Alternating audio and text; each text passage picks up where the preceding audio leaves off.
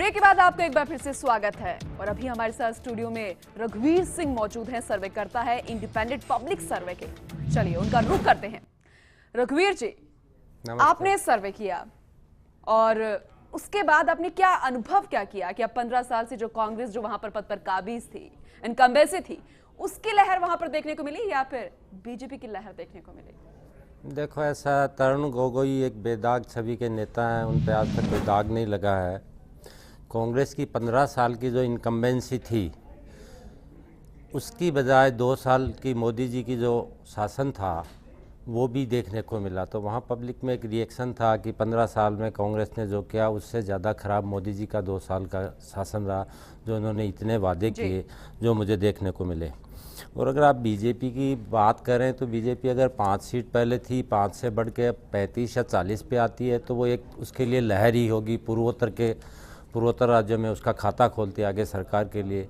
जी, तो ये सवाल इसलिए भी है क्योंकि आपने बताया, अगर तरुण गोगोई की बात करते हैं, बेदाग छवि वाले वो नेता हैं और अब भी दावेदारी सीएम के लिए उनकी है। लेकिन अगर बीजेपी की लहर के लिए इसलिए सवाल किया क्योंकि अपर अगर हम असम की बात करते हैं तो एक बड़ा रोल उसका रहता है, एक बड़ी बैंक वोटिंग वो होती है। और पिछले असेंबली इलेक्शन की बात करें तो एक अच्छा रोल अदा किया था बीजेपी ने। क्या इस बार जो है वो रोल कहां अदा करने वाली है अपर असम?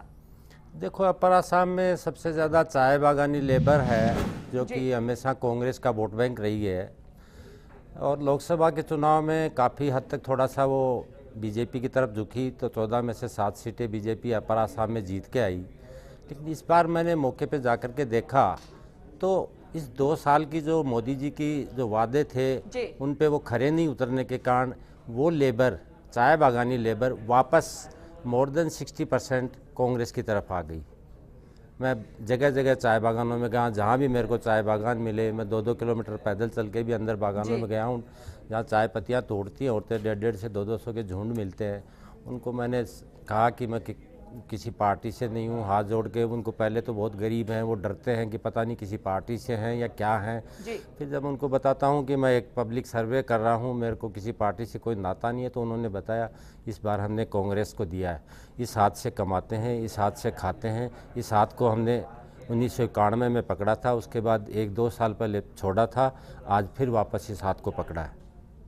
तो एक उम्मीद यहाँ पर कही जा सकती है कांग्रेस से, क्योंकि अच्छे दिनों का वादा जो बीजेपी ने किया था वो उनको कहीं पे नजर नहीं आ रहा है और इसीलिए वो पुराने दिनों की तरफ जा रहे हैं, शायद उससे अच्छे दिन आ जाए। ये यहाँ पर इतना ही समझ में आ रहा है। जैसे कि आपने बताया कि जो चाय के बागानों में महिलाएं काम करती हैं, बेहद गरीब हैं, उनसे आपने बात की। दूसरी तरफ अगर हम आसाम में नीचे जाते हैं, कुछ पढ़ी लिखी भी हैं, सरकारी नौकरी भी करती हैं, उन महिलाओं का क्या कुछ कहना है? क्या पुरुष और महिलाएं आपस में बंटे हुए हैं या फिर एक ही नजरिया उनका सामने आ रहा है?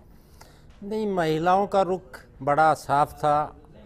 पुरुष वर्ग की बजाय महिलाएं ज़्यादा स्पष्टवादी थी। मैं जहाँ जहाँ महिला अकेली से किसी भी दो या 5 महिलाओं के झुंड से मिला तो उन्होंने अपनी बात बड़ी स्पष्टता से रखी। मेरे को याद है, मैं एक गुजर रहा था तो एक आंगनबाड़ी केंद्र था, मेरे को आसामी में लिखा हुआ था, मेरे को नहीं समझ में आया। ये समझ में आया कि 40-50 औरतों का झुंड है, कोई पेपर वर्क कर रही हैं, तो कोई गवर्नमेंट ऑफिस है। मैंने परमिशन मांगी, मैं अंदर आ सकता हूँ क्या? तो उन्होंने कहा आ जाइए। तो मैंने उनसे पूछा आंगनबाड़ी के कार्यकर्ता हैं तो नेचुरली वो अलग अलग कॉन्स्टिट्यूंसी या पंचायत से होंगी। तो मैंने सबसे सवाल किया कि इस बार आप कांग्रेस को जीतता हुआ मानती हैं या बीजेपी को? तो उन 50-60 औरतों में से मात्र 4-5 औरतों ने मुझे ये कहा बीजेपी, बाकी सब ने कांग्रेस कांग्रेस कांग्रेस। मैंने कारण पूछा कि बीजेपी की लहर चल रही है, कांग्रेस क्यों? उन्होंने कहा कि हमें आज भी याद है एजीपी का शासन 15 साल पहले जो था, जो अराजकता थी, जो कर्मचारियों को वेतन नहीं मिलता था टाइम पे, वो दिन हमें आज भी याद है। आज बीजेपी ने उसी एजीपी का दामन पकड़ लिया, तो हम क्या विश्वास करें इस चीज़ का? वो जो एक सुशासन लाए हैं कांग्रेस ने, आप ये नहीं कह सकते कि कांग्रेस ने काम नहीं किया। तो एक एजीपी आपने यहाँ पर बोला है, उससे रिलेटेड भी मैं आपसे सवाल करूंगी, लेकिन बात सरकारी नौकरी वाली महिलाओं की हो रही है। तो अगर पूरे सरकारी नौकरी वाले आवाम की हम बात करें, जिसमें पुरुष भी हैं, कुछ यूथ भी है, उनका क्या कुछ कहना है? देखो, कर्मचारी वर्ग का ये नज़रिया था कि कर्मचारी वर्ग पहला तो बोलना नहीं चाहता, डरता हुआ, वो बोल नहीं था। जब मैंने मैंने एक स्पेशल चीज़ देखी आसाम में कि अकेली 4-5 औरतों के झुंड से बात करता हूँ, वो बड़े आराम से बात करती हैं या बता देती हैं। उनके साथ जैसे ही किसी पुरुष होता है तो उनसे पूछता हूँ तो वो उससे डिफ़र कर जाती है। जैसे पहले पुरुष बोलेगा, उसके पीछे पीछे वो भी, चाहे वो बीजेपी बोले चाहे कांग्रेस बोले। अब महिला अकेली से पूछता हूँ तो महिलाओं, जितने भी सरकारी कर्मचारी थे, उन्होंने स्पष्ट शब्दों में कहा कि हमने एजीपी का शासन देखा है, कांग्रेस ने ये कहना बहुत गलत है कि कांग्रेस ने नहीं किया। एक बुजुर्ग ने मेरे को एक बहुत बड़ी बात कही कि आज से 15 साल पहले एजीपी के शासन में लड़की वाले अपनी लड़की की शादी सरकारी कर्मचारी से नहीं करते थे। बोलो इसका पेट कहाँ से भरेगा ये। मेरे को ये सुन के बड़ा ताज्जुब हुआ। आज कोई भी अपनी बेटी देना चाहता है तो वो सरकारी कर्मचारी ढूंढता है, और 15 साल पहले एजीपी के शासन में एक बुजुर्ग 75 साल का आदमी ये कह रहा है कि सरकारी कर्मचारी को मैं मेरी बेटी तो अगर दूंगा। तुलना की हम बात कर ली जाए, जिस तरीके से आपने एक एग्जांपल दिया, वाकई हैरान करने वाला है। एजीपी की हम शासन की बात कर ले, 15 साल कांग्रेस के शासन की बात कर ले, तो अगर तुलना की जाए तो क्या समझ में आता है? देखो, कांग्रेस का शासन जो जनता से मैंने वहाँ महसूस किया, कस्बों में व्यापारी वर्ग है या जो भी है वो एक बीजेपी की तरफ है, मेन कस्बों में, मेन शहरों में। बाकी ग्रामीण क्षेत्र में जाते हैं तो ग्रामीण क्षेत्र में आज भी कांग्रेस जिंदा है। आज ये कहना बढ़ चढ़ के, ये एक बीजेपी की आदत भी रही है। जहाँ तक मैं बोलता, हर चुनाव में देखते हैं, बिहार में भी देखा, दिल्ली में भी देखा, बीजेपी आ रही है, बीजेपी आ रही है, लास्ट में आकर के वहीं खड़े हो जाते हैं। वही चुनाव ग्राउंड लेवल पे मैं जब गाँव में जाता हूँ, गया, तो मेरे को यही चीज़ मिली कि कांग्रेस अभी जिंदा है। चलिए, तुलनात्मक रूप से हम ये कह सकते हैं कि कांग्रेस अभी वहां पर जिंदा है। बिल्कुल। हेमंत बिस्वा की हम बात कर लेते हैं। श्री हेमंत बिस्वा, उनका जिक्र करना बेहद जरूरी है क्योंकि वो कांग्रेस से 9 विधायकों के साथ बीजेपी में शामिल हो गए। लेकिन इससे क्या बीजेपी को फायदा हुआ या फिर हेमंत जी को फायदा हुआ? देखो, राजनीति में कोई किसी का साथी नहीं होता, अपने अपने फायदे के लिए मिलते हैं, अपने फायदे के लिए अलग हट जाते हैं। जी।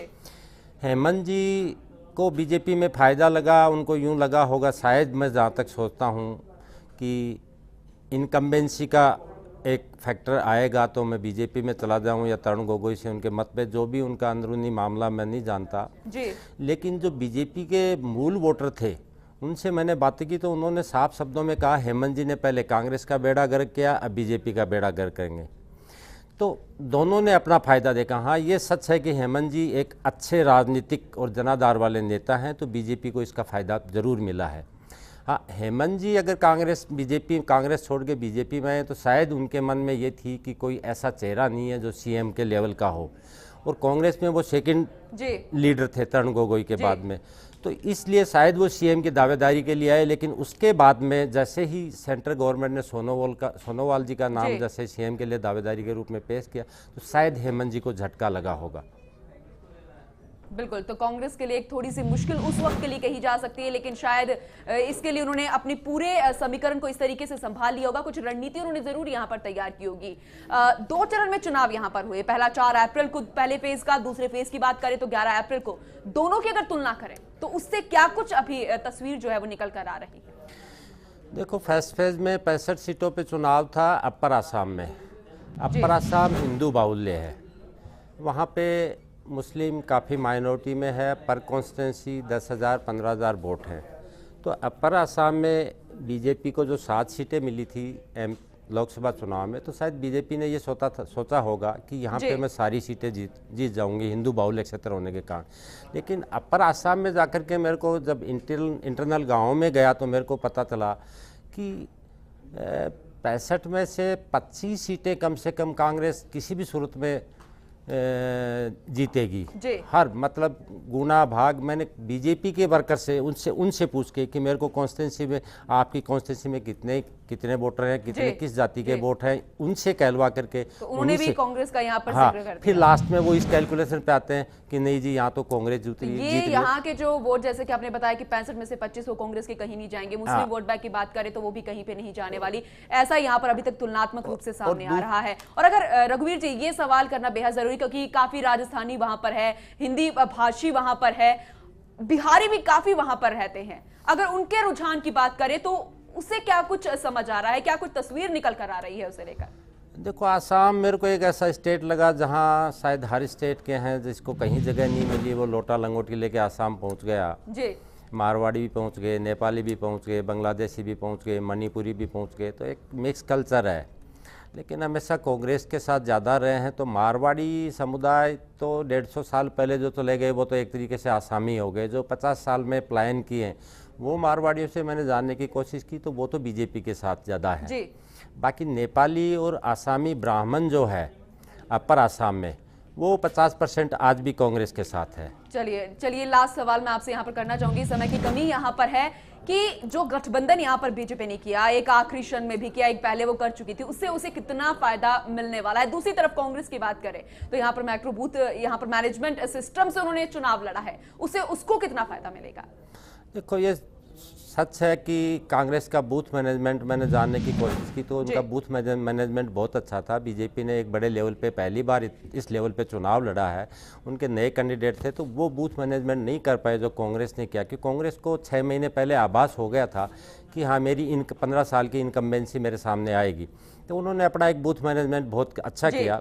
बाकी लोअर आसाम मुस्लिम बाहुल्य है पूरा का पूरा, सारे डिस्ट्रिक्ट्स में मोर देन 60% मुस्लिम है, तो वहाँ 7-8 सीटें ज़्यादा, कम से कम 7-8 सीटें यूडीएफ काट रही है, अजमल जी काट रहे हैं। बाकी जो मुस्लिम है वो पूरा का पूरा डाइवर्ट हो गया। सेकंड फेज में राजनाथ जी ने एक स्टेटमेंट दिया कि 1971 के बाद में जितने भी बांग्लादेशी आए उनको निकाला जाएगा। लेकिन उसके बाद में सेकंड फेज के राजनाथ जी के स्टेटमेंट के बाद में हेमंत जी ने एक स्टेटमेंट दिया कि 71 नहीं, हम 1951 करेंगे। उससे मुस्लिम वोट, जो जितने भी मुस्लिम वोट है, जो मोर देन 60% है लोअर आसाम में, उनमें एक डर बैठ गया। उन्होंने पोलराइजेशन हो गया, एक हिंदू बीजेपी की तरफ आ गया, मुस्लिम पूरे के पूरे या तो यूडीएफ को चला गया या कांग्रेस को चला गया। जो था, इसलिए कई लोगों को समझ में नहीं आ पा रहा था, और इसलिए ये जो एग्जिट पोल हमने दिखाया है और आपने जो वहां पे सर्वे किया, उससे बहुत कुछ जो है यहाँ पर जनता को समझ में आया होगा, कुछ समीकरण यहाँ पर समझ में होगा। बाकी जो नतीजा है वो कल सामने आने वाला है। बहुत बहुत शुक्रिया रघुवीर, तमाम यहाँ पर जानकारी देने के लिए, अपने सर्वे की जानकारी जो है वो महत्वपूर्ण जानकारी यहाँ पर देने के लिए बहुत बहुत धन्यवाद आपका। फिलहाल खास प्रोग्राम में इतना ही, लेकिन खबरों का सिलसिला लगातार जारी है। आप देखते रहिए फास्ट इंडिया। नमस्कार।